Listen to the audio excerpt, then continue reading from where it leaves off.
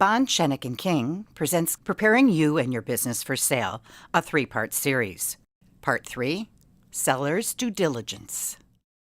Every business owner needs an exit strategy which will require years of advanced planning.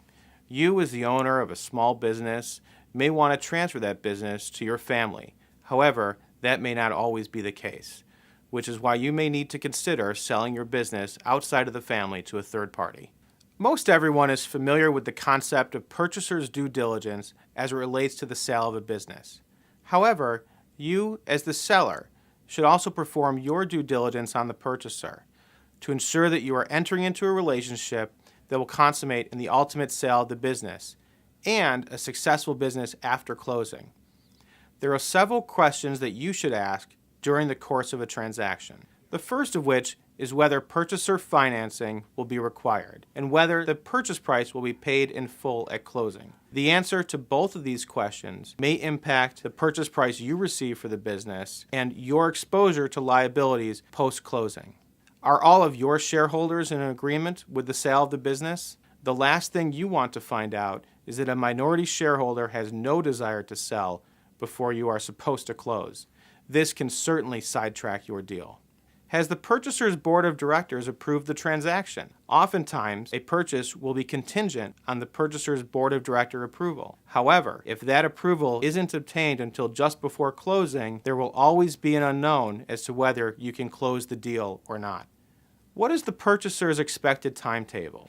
You may want to sell the business as soon as possible, but the purchaser may desire to put off the sale until next year. This may impact the amount of money you receive for your business.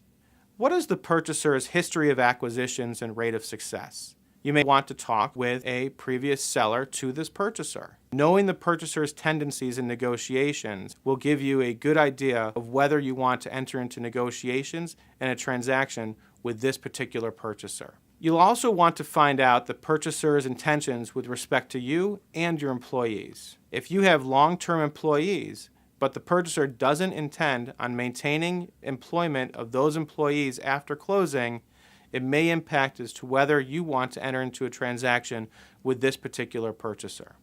Finally, your business may be involved in your community.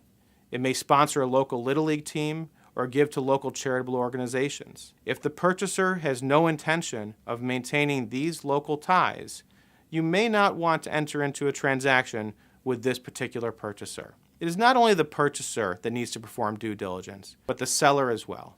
You want to close a deal knowing that you have entered into a transaction that not only benefits you, but is also a transaction for which you can be proud. Thank you and best of luck. Bond, Schenek and King. Experience commitment to service and value from a law firm anticipating and responding to your unique needs.